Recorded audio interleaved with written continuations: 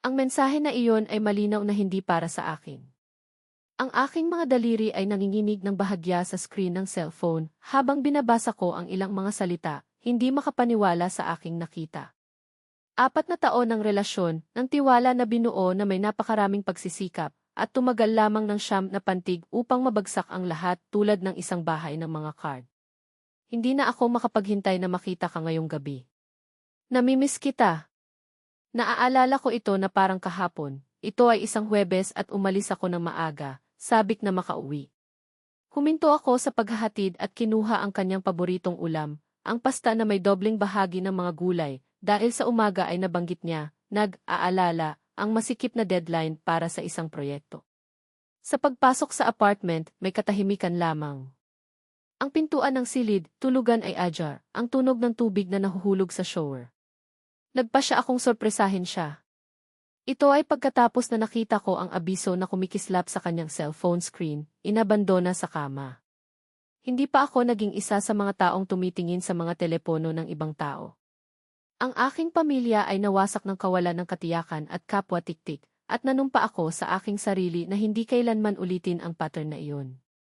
Ngunit mayroong isang bagay tungkol sa preview ng mensahe na iginuhit ako tulad ng isang magnet.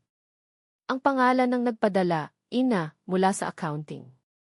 Ang parehong Ina Malsev na paminsan, minsang nabanggit niya sa hapunan, palaging kaswal, palaging nasa isang profesional na konteksto. Ang parehong isa, noong nakaraang taon, ay nagpadala sa kanya ng isang Christmas card na may isang sulat, kamay na mensahe, isang bagay na tila labis na personal sa akin sa oras na iyon. Ina, na ang profile ng social media ay lumitaw sa mga resulta ng paghahanap nang hindi ko sinasadyang ginamit ang kanyang laptop noong nakaraang buwan.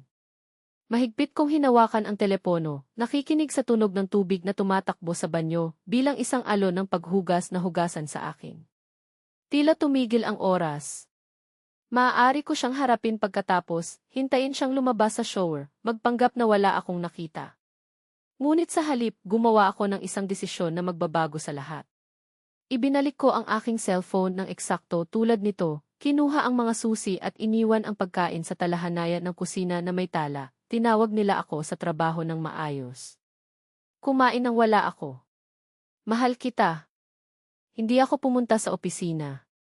Nagmaneho ako sa isang parke ng 3 bloke mula sa bahay, park sa ilalim ng isang malaking puno ng maple, at pagkatapos ay pinayagan ko ang sakit na ganap na salakayin ako.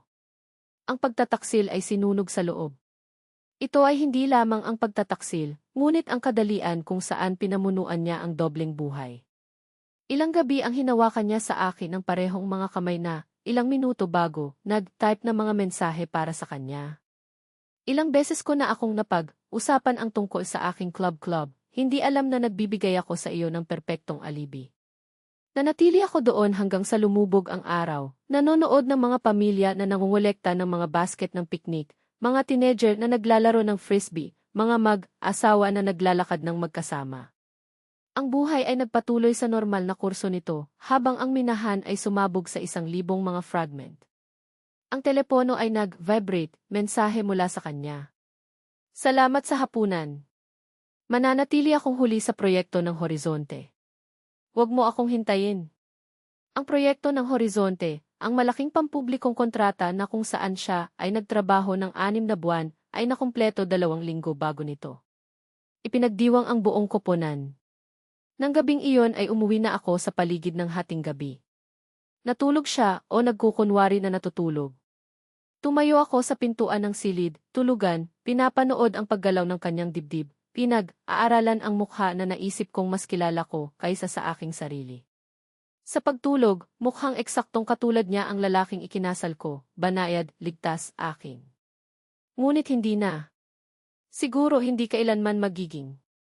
Nang umagang iyon, sumigaw ako hanggang sa madaling araw sa sala, na dumadaan sa mga larawan sa aking cellphone, ang aming kasal, hangal na selfie sa mga restauran, naghahanap ng mga pahiwatig na maaaring hindi ko pinansin. Kapag ang lalaki sa mga larawang iyon ay nagpasya na hindi ako sapat, sa susunod na umaga perpektong ginampanan ko ang papel ng hindi mapag-aalinlanganan na asawa.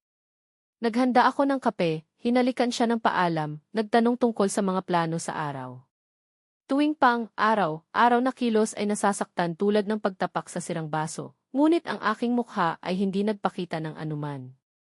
Nang umalis siya, naalala niya ang kaarawan ng kanyang ina sa katapusan ng linggo. Barbecue sa bukid.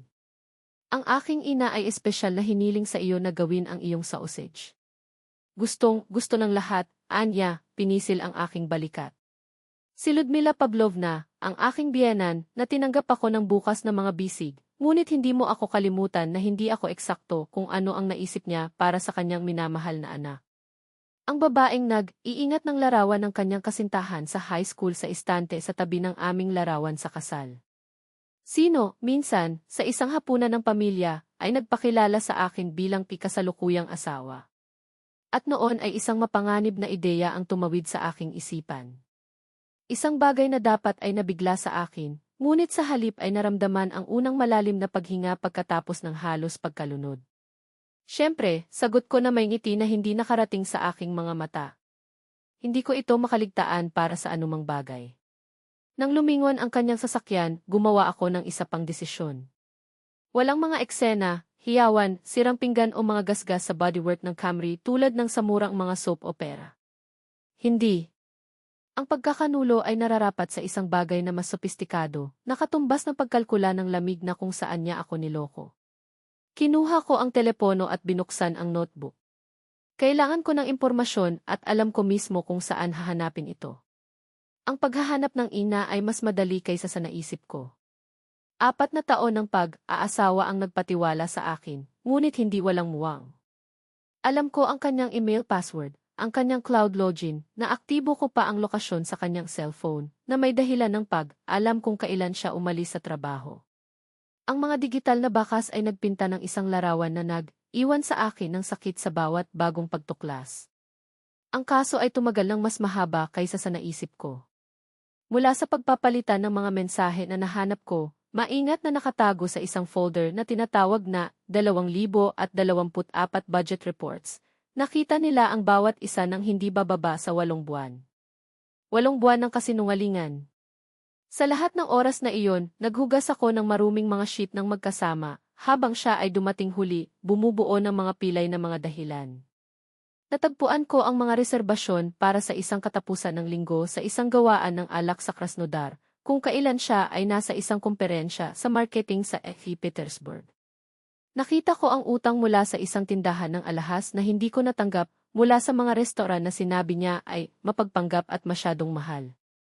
Ngunit ang pinakamasamang bahagi ay hindi ang pagtataksil mismo. Napagtanto na nakatira ako sa isang maingat na itinayo na ilusyon. Sa bawat oras na pag-aalinlangan, kahit gaano pa malinaw, lumitaw sa aking isipan, ginawa niya akong mukhang nagsiselos, paranoid, kahina, hinala. Paano mo maiisip ang isang bagay na tulad nito? Hindi ko kailanman gagawin iyon sa iyo, sinabi niya na may nakakasakit na hitsura. Hindi mo ako pinagkakatiwalaan. Purong gaslighting. At ako, tulad ng isang tanga, humingi ng tawad sa pagdududa. Sinubukan niyang maging perpektong asawa, naintindihan niya ang kanyang labis na karga, pinahahalagahan niya ang kanyang dedikasyon sa kanyang karera nang higit pa, humingi siya ng mas kaunting pansin. 4 na araw pagkatapos ng mensahe na iyon, natagpuan ko ang profile ni Ina Malsevsky.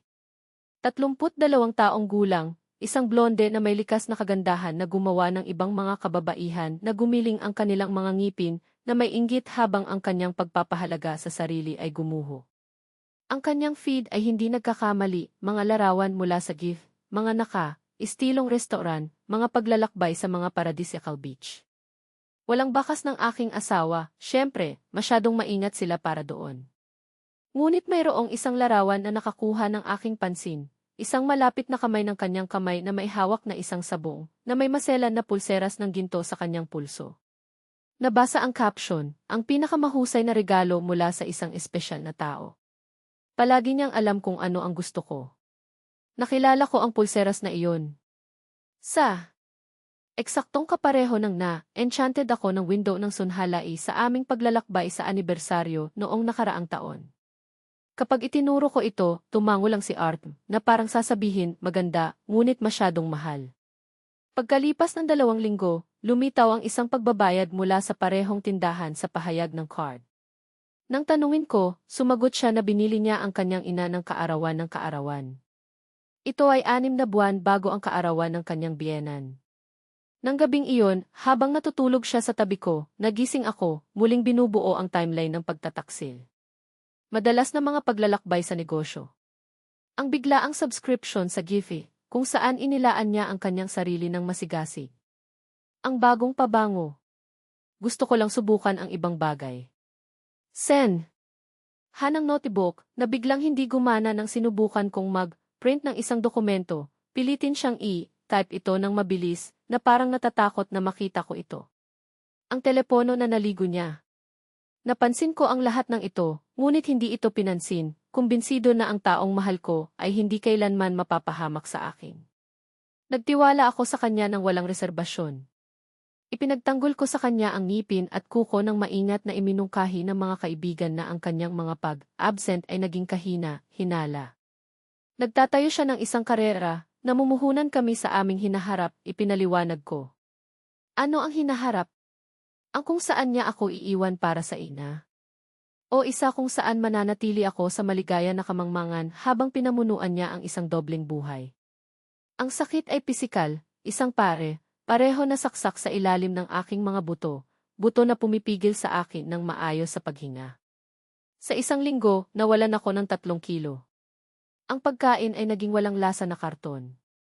Matulog, isang luho na hindi ko kayang bayaran. Buong gabi na sinusuri ang mga digital na pahiwatig ng pagkakanulo. Sa trabaho, nagtrabaho siya sa autopilot, tumango siya sa tamang sandali sa mga pagpupulong, ngumiti siya ng mekanikal sa mga biro ng kanyang mga kasamahan. Pagkatapos, isang gabi, habang naghahanda siya ng hapunan, ironically, ang kanyang paboritong lasag na, tumawag ang aking kapatid. Palagi kaming malapit, maraming beses kaming nagsalita sa isang linggo, ngunit iniwasan ko ang kanyang mga tawag mula noong natuklasan ko ang pag-iibigan. Kilala niya ako ng sobra, naririnig ko ang panginginig sa boses niya. Kumusta, nawawala, Anya, nang sa wakas ay sumagot ako. Buhay ka pa ba? Lamang na nasobrahan, sagot ko, na pinilit ang isang normal na tono. Maraming sa trabaho. Katahimikan. Magaling ka ba? Kakaiba ang boses mo. Ang mga salita ay tumaas sa kanyang lalamunan tulad ng isang bukol, ang mensahe, ina, buwan ng mga kasinungalingan. Halos gumuho ako. Ngunit may pumigil sa akin. Kung sinabi ko ito ng malakas, ang lahat ay magiging totoo at hindi ako handa na harapin ang katotohanan iyon. Bukod dito, hihilingin ng aking kapatid ang mga paghaharap, sagot, diborsyo, lahat ng mahulaan na script. Ayos lang ako, nagsinungaling ako. Medyo malamig lang. Tinalikuran ko ito at ipinagpatuloy ang pagpapakilos ng sarsa, pinapanood ang mga kahoy na trays ng kutsara sa hindi kinakalawang na asero. Iyon ay kapag ang isa pang mensahe ay dumating mula sa kanya, late sa trabaho. Huwag mo akong hintayin. Inilagay ko ang cellphone gamit ang screen pababa at nagpatuloy sa paglalaro. Bigla, isang nagyayelo na kalinawan ang naghugas sa akin. Ibinigay ko sa tao ang lahat, tiwala, pag-ibig, walang kondisyon na suporta sa panahon ng kanyang mga profesional na krisis at mga drama sa pamilya. Nasa tabi mo ako nang mamatay ang iyong ama 2 taon na ang nakalilipas. Inayos ko ang libing habang siya ay nalulunod sa kalungkutan. Noong nakaraang taon, nang magpasya siyang tumagal ng 3 buwan upang ihanapin ang kanyang sarili, nagtrabaho ako ng labis na mahirap upang suportahan kami. Wala kaming mga anak dahil hindi pa siya handa. Itinayo ko ang aking buhay sa paligid niya, at bilang kapalit, ipinagkanulo niya ako sa duwag na paraan na posible. Hindi lamang sa isang magkasintahan, ngunit may isang arkitektura ng mga kasinungalingan na maingat na itinayo upang masakop ito. Bawat timahal kita, bawat pangako tungkol sa aming kinabukasan, ngayon ay nasiraan ng loob. Ibinigay ko ang lahat, at itinapon nila ako tulad ng isang bagay na maaaring magamit. Ang tagumpay na ito ay hindi limitado sa kanya. Kasama rin dito ang kanyang pamilya, ang isa na tumanggap sa akin ng mababaw, ngunit palaging malinaw na hindi ako sapat. Ang iyong ina, kasama ang kanyang tikapaki, pakinabang na payo tungkol sa aking pagluluto. Ang kanyang kapatid na babae, na, pagkatapos ng 4 na taong pag-aasawa, ay tinawag pa rin akong bagong kasintahan ni Art.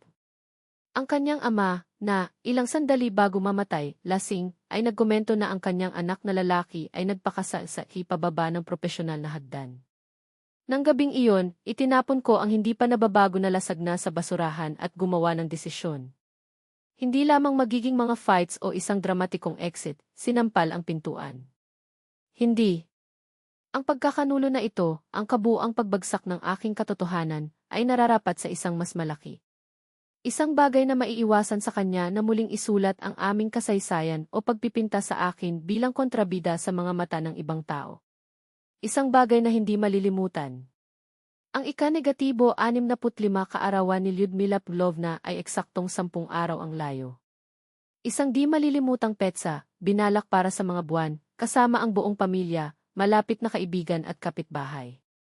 Pinihit ni Artem ang kanyang mga mata, tumatawag.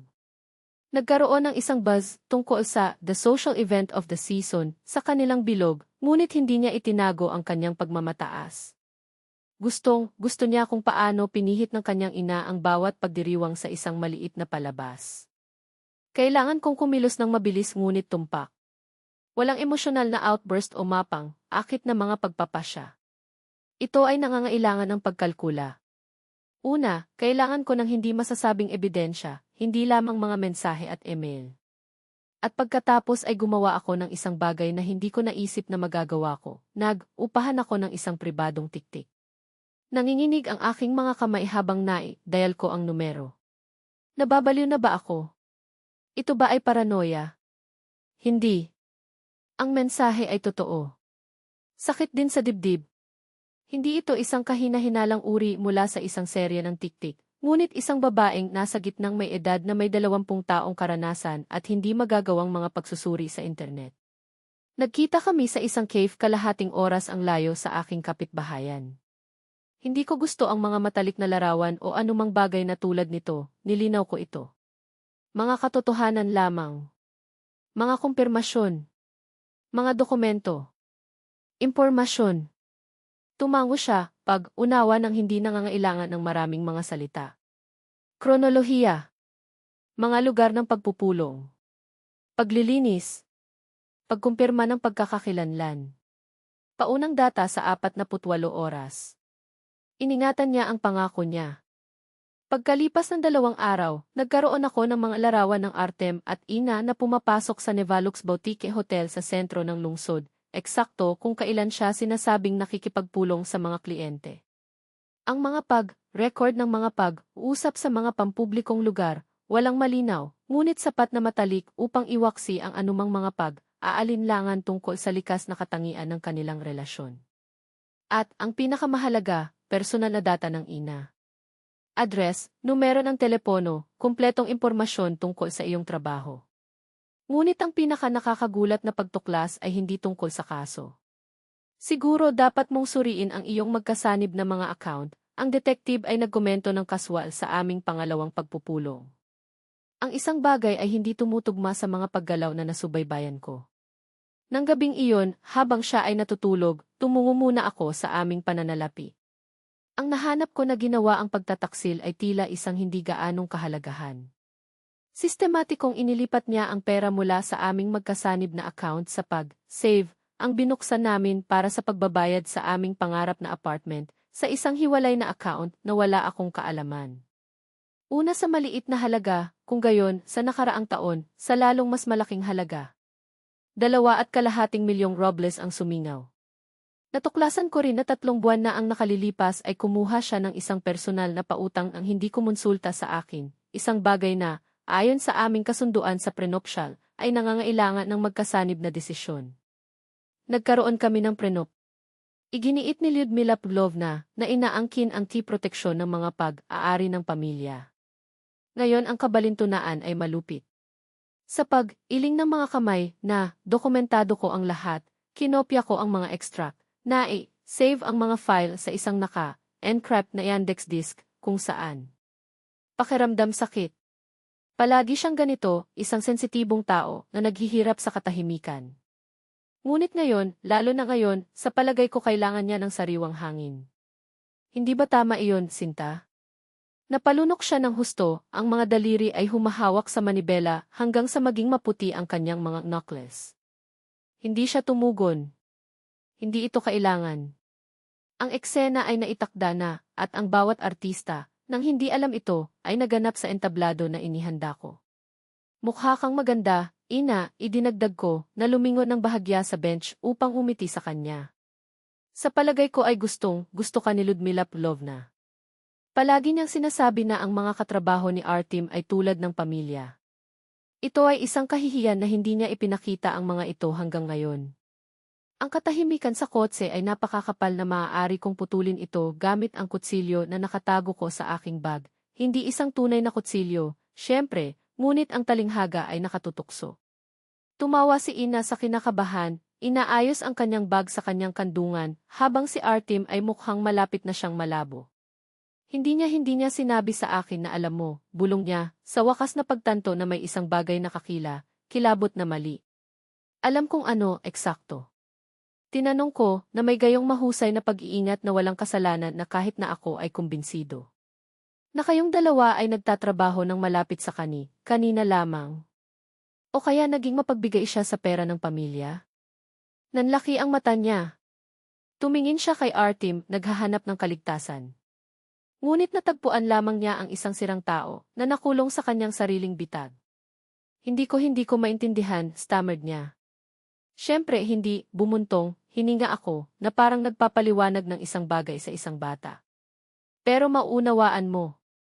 Maiintindihan ng lahat. Ngayon, binuksan ang gate ng dacha, na inihayag ang napakalaking pinalamusyan na hardin, ang masaganang mga talahanayan, ang mga panauhin na tumatawa sa araw ng hapon.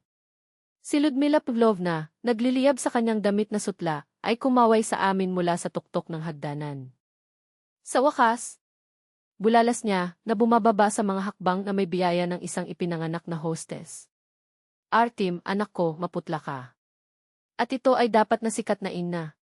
Inabot niya ang kanyang mga kamay, enveloping Ina sa isang yakap na parehong mainit, init at naghihirap. Isang kasiyahan upang matugunan ang kasamahan na pinupuri ng aking anak na lalaki. Pinag-usapan kanya sa lahat ng oras. Nakita ko si Artem shudder. Si Ina, naman, ay sinubukan ng umiti, ngunit ang kanyang mga labi ay nanginginig. Salamat sa paanyaya, pinamamahalaang niyang sabihin, ang kanyang tinig na manipis na papel ng bigas. Ah, mahal, ang pasasalamat ay atin, sumagot ako. Inilalagay ang isang braso sa kanyang mga balikat na parang matandang kaibigan. Pagkatapos ng lahat, sino ang mas mahusay na magdiwang kasama ang pamilya, kaysa sa isang taong nakakaalam ng aming Artem? Tumawa si Lyudmila Pavlovna, hindi napansin ang nakakalason na kabalintunaan sa aking mga salita. Halika, halika. Ang iba ay hinihiling na sa iyo. Pinatnubayan niya kami patungo sa pangunahing talahanayan, kung saan pinalaki na ng mga pinsan, tiyo at kaibigan ng pamilya ang kanilang baso. Sinubukan ni Artem na kunin ang aking braso, malamig ang kanyang mga daliri tulad ng mga claws. Mangyaring, bulong niya, nasira ang boses niya. Huwag gawin iyon dito. Tiningnan ko siya, at sa unahang pagkakataon sa mga buwan, talagang umiti ako. Tapos na ito, mahinang sagot ko. At mapapanood mo ang bawat segundo. Dahil ngayon ay hindi lamang tungkol sa pagkakalantad. Ito ay tungkol sa hustisya. At ang hustisya, kapag nagsilbi ng malamig, panlasa, napaka-sweet. Iginiit niya na hindi ka darating, nagbulong ako, nakasandal sa kanya, na parang nagbabahagi ng isang lihim sa pagitan ng mga kaibigan. Sinabi niya na hindi mo makaligtaan ang kaarawan ng kanyang ina. Na ito ay sagrado. Na ikaw, lalo na sa iyo, ay maunawaan ang kahalagahan ng pamilya. Ang mga daliri ni Artem ay naghukay sa braso ng upuan hanggang sa maputi ang mga buhol. Alam niya. Alam ko mismo kung saan ko ito kinukuha. Ang gintong pulseras na ibinigay niya sa iyo, nagpatuloy ako, sumusubaybay sa mga haka na bilog sa hangin gamit ang aking daliri na parang hinahangaan ang piraso. Ang parehong ipinakita mo sa social media noong ika-14 na ng Pebrero. Ano ang kumikinang na maliwanag sa mga larawan bilang iyong katapatan sa kanya? Napalunok si Ina. Ang kanyang titig ay nag-bounce sa pagitan ko at Artem, na ngayon ay mukhang isang hayop na may corner. Bumuntong hininga ako, halos may awa. Ito ay binayaran gamit ang corporate card ng kumpanya. Ang parehong dati niyang book ang suite sa Sochi kung saan binago mo ang iyong mga panata, na kung saan ay technically pa rin ako. Lumingon ako sa talahanayan, kung saan ang lahat ay paralisado, tulad ng mga estatwa sa isang Museum of Horrors. At hulaan kung ano. Ang pag-audit ay mayroon ng mga kopya ng lahat. Kasama ang mga mensahe kung saan hinihiling niya sa iyo na ayusin ang mga ulat sa ika-4 na quarter. Ngumiti ako sa ina, matamis bilang lason. Magaling ka sa mga numero, hindi ba? Nakakahiya na ang pandaraya sa accounting ay hindi mawawala ng madali tulad ng katibayan na naisip mong tinanggal mo. Ang Lyudmila Pavlovna ay gumawa ng isang tunog, isang bagay sa pagitan ng isang hikbi at isang ungol. Ang kanyang mga mata, na minsan ay napuno ng pagmamalaki ng ina, na ngayon ay sinunog ng isang halo ng kahihiyan at galit. Nagnanakaw ka ba mula sa iyong sariling pamilya? Ang kanyang tinig ay nanginginig, ang bawat pantig ay isang suntok. Ang iyong mga anak.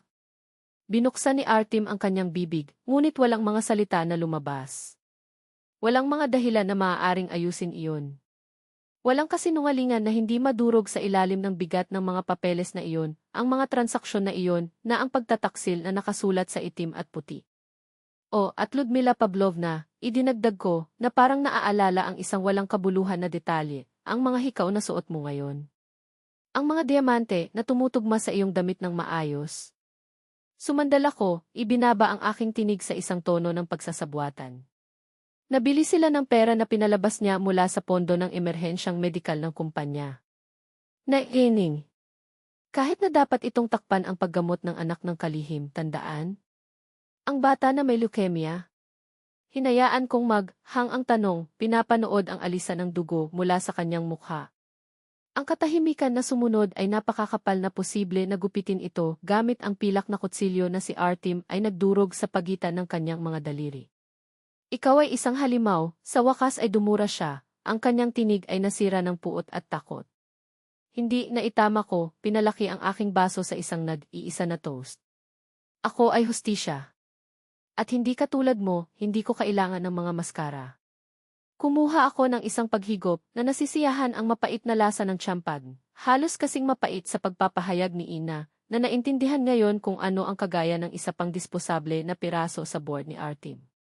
At bago ko makalimutan idinagdag ko, na parang isang huling minuto na memorya malulugod din ang pag-audit na malaman na ginamit mo ang dalawa sa opisyal na kotse para sa iyong mga getaways sa katapusan ng linggo. Lumingon ako sa biyanan ko, na mukhang malapit na siyang atake sa puso. Pavel Sergeyevich, lagi mong sinabi na ang tiwala ang batayan ng isang negosyo, di ba? Well, itinuro ko si Artem kasama ang tasa. Ang iyong anak na lalaki ay isang itim na butas ng tiwala. At ngayon, malalaman ng lahat. Ang crack ng kristal habang inilalagay ko ang baso sa mesa ay sumigaw tulad ng isang putok. Tapos na ang partido para sa iyo, ipinahayag ko na direktang nakatingin sa mga mata ni Artem. Ngunit para sa akin. Ngumiti ako, dahan-dahan at sinasadya. Ito lamang ang simula. Ang aking mga mata ay huminto sa parehong wristwatch na ibinigay niya sa akin, ang parehong isa na, sa kanyang mga salita, ay walang katotohanan na labis bago niya ito binili para sa akin. Klasiko, hindi ba? Inilagay ko ang napkin sa mesa na may sinasadyang kilos at tumayo. Lyudmila Pavlovna, salamat sa pagtanggap sa akin sa iyong pamilya sa loob ng 4 na taon na ito. Sa kabila ng lahat, pinahahalagahan ko ang iyong pagtatangka na tanggapin ako. Napakaganda ng kaarawan. Isang kinakalkula na pag-pause. Humihingi ako ng paumanhin, ngunit hindi ako mananatili para sa cake. Lumibot ako sa mesa hanggang sa huminto ako sa tabi ng asawa ko. Hindi siya tumingala. Hindi man ito kailangan. Inalis ko na ang mga mahahalagang, nagbulong ako, para lamang sa kanya. Next week, hihilingin ko sa aking kapatid na makuha ang natitira. Ang aking tono ay neutral, halos kaswal, na parang pinag-uusapan ang panahon. Ang kontrata ng prenuptial ay malinaw, ang pagtataksil ay nagpapawalang, bisa ng anumang proteksyon sa mga ari-arian. Makikipag-ugnay ang aking abogado. Tumalikod ako bago siya mag-reaksyon na pinuputol ang karamihan ng mga nakagulat na kamag, anak na parang pagputol sa isang cobweb. Sa pintuan, ang taxi na book ko ng maaga ay naghihintay na, pungtwal bilang isang hatol. Sa likuran ko, ang matalim na tinig ni Lyudmila Pavlovna ay nagrenta ng hangin.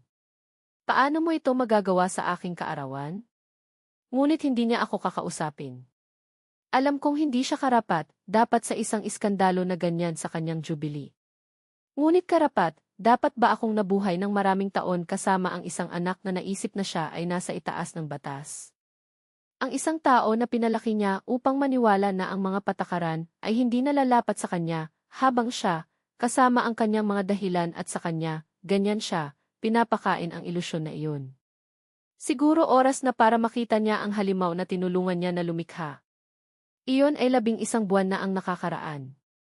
Minsan nagigising pa rin ako at naabot ang walang laman na gilid ng kama bago maalala. Ang mga matandang gawi ay dahang namatay kahit na hindi nila nararapat na mabuhay. Mas mabilis ang diborsyo kaysa sa naisip ko. Natagpuan ko na ang mga kalalakihan ay nagbanta sa kriminal na pag-uusig para sa pagkalugi ay nagiging nakakagulat na kooperatiba sa mga negosasyon. Ang kumpanya ay nagsampa ng demanda. Humingi siya ng kasalanan sa mas kaunting mga singil kapalit ng isang pakiusap laban sa totoong mga arkitekto ng pamamaraan. Ang mga iyon, hindi katulad niya, ay may kapangyarihang protektahan ang kanilang sarili. Si Ina, ang kanyang kasabwat sa tanggapan, ay nakipagtulungan din sa mga investigator na nunumpa na wala siyang alam. Siguro totoo ito. Siguro hindi.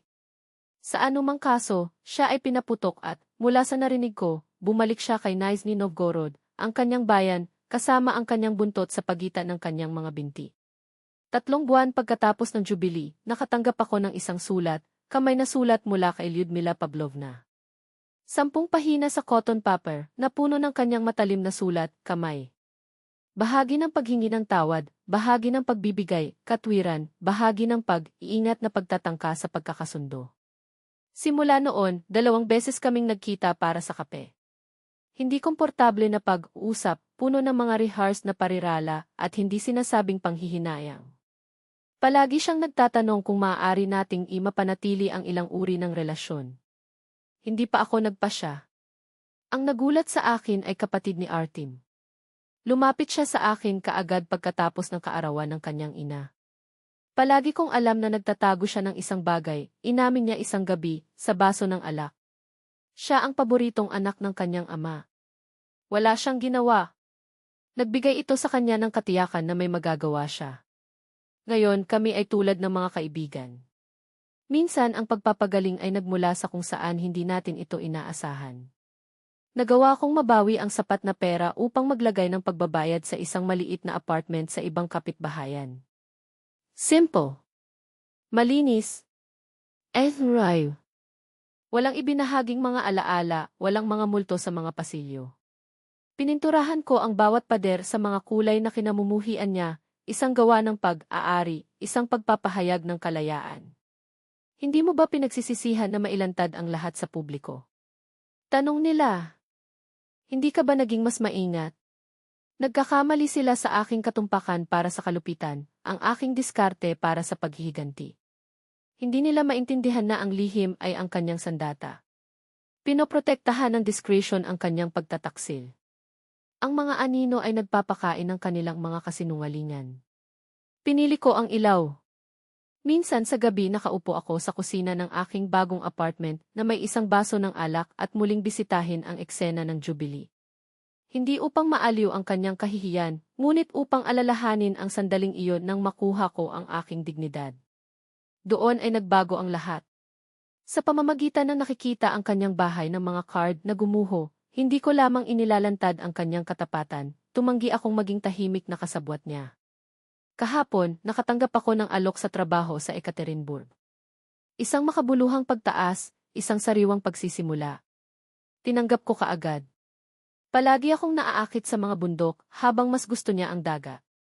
Ang mga maliliit na pagpipilian na ito, na ginawa lamang sa akin, ay nakakaramdam pa rin ng revolusyonaryo. Mahal mo pa ba siya? Ang tanong na madalas kong naririnig. Ang katotohanan ay komplikado. Mahal ko ang lalaking akala ko siya. Ipinaglalaban ko ang hinaharap na hindi na tayo magkakaroon. Ngunit hindi ko ikinalulungkot ang uudyok sa maganda, maingat na itinayo na kasinungalingan na ang aming kasal. Minsan ang mabait na bagay na magagawa natin para sa ating sarili at para sa iba ay upang sabihin ang katotohanan. Hindi mahalaga kung gaano karaming mapanirang kasinungalingan ang pinagmumultuhan sa atin, ang katotohanan, gaano man ito masakit, ay ang tanging antidote na nagpapagaling. Tulad ng para sa kapatawaran, ito ay isang landas pa rin sa ilalim ng konstruksyon. Hindi para sa kanya, ngunit para sa akin. Ang pagpapatawad ay hindi nangangahulugang nagpapanggap na ang pagtataksil ay hindi umiiral. Nangangahulugan ito na huwag hayaan itong tukuyin ang aking bukas. Ang aking paghihiganti sa jubilee na iyon ay hindi tungkol sa pagsira sa kanya. Ito ay tungkol sa pagtanggi na masira. Tungkol sa hindi pagdadala ng kahihiyan na hindi kailanman pag-aari sa akin, tungkol sa hindi pagtanggap ng papel ng isang nalinlang asawa, ay nagbitiw sa katahimikan. Sa huli, ang pinaka-perpektong paghihiganti ay hindi ang pampublikong pagkakalantad, o ang mga legal na kahihinatnan, o kahit na ang pag-areglo sa pananalapi. Ito ang sandaling iniwan ko ang datsa na iyon, libre sa unang pagkakataon sa mga buwan, sa isang piraso, sa akin lang. Gagawin mo ba ito ng iba ngayon? Tanong nila. Palagi akong nagbibigay ng parehong sagot. Ikinalulungkot ko lang ang isang bagay, hindi ko makain ng isang bahagi ng mimosa salad. Pagkatapos ng lahat, ito ang aking specialty, at hindi ako nagkaroon ng pagkakataon na matikman ito muli sa mesa ni Ludmila Pavlovna. Ang ideyang ito kung minsan ay nagpapatawa sa akin, kung paano ang isang bagay na walang kabuluhan ay maaaring tumayo sa gitna ng isang umiiral na pagkasira. Ngunit ganyan ang gumagana, paggawa ng biyaya sa mga hindi inaasahang lugar. Noong nakaraang linggo ay sa wakas ay inalis ko ang aming album ng kasal. Hindi sa galit o kalungkutan, ngunit may parehong kawalang interes kung saan ang isang archive ng isang lumang aklat, aralin. Isang bagay na natutupad na ang layunin nito. Sinabi nila na ang paghihiganti ay isang ulam na pinakamahusay na pinaglingkuran. Ang akin ay hindi rin naghihiganti. Ito ay ang katotohanan, nagsilbi ng eksakto tulad ng kinakailangan upang maging hindi mabagal at kumpleto. Sinabi ng aking therapist na gumawa ako ng makabuluhang pag-unlad. Sinabi ko sa kanya na ito ay dahil hindi ko iniwan ang mga piraso sa akin nang umalis ako. Kinuha ko ang lahat ng bagay na mahalaga, ang aking dignidad, ang aking kinabukasan. Ang aking kakayahang magtiwala sa aking sariling paghusga. Kaninang umaga nagising ako at napagtanto na hindi ko siya inisip ng 3 araw ng diretsyo. Ang pag-unlad ay hindi palaging maingay. Minsan dumating ito sa isang bulong. Ang Ural Mountain sa labas ng bintana ng aking bagong apartment ay lila sa hapon. Walang nakakaalam ng aking kwento maliban kung pipiliin kong ibahagi ito. Ang hindi pagkakilala na ito ay isa pang anyo ng kalayaan, isang puwang upang muling tukuyin ang aking sarili na lampas sa ginawa sa akin. Marahil ang lunas ay hindi kalimutan ang nakaraan, ngunit tandaan ito nang hindi pinapayagan itong lason sa kasalukuyan.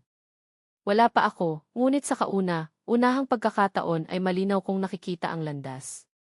Tulad ng para sa mga sikat na kainan ni Ludmila Pavlovna, naririnig ko na naging mas mahirap sila kanina lamang. Minsan ang hustisya ay hindi kailangang sumigaw. Nangyayari lang ito tahimik.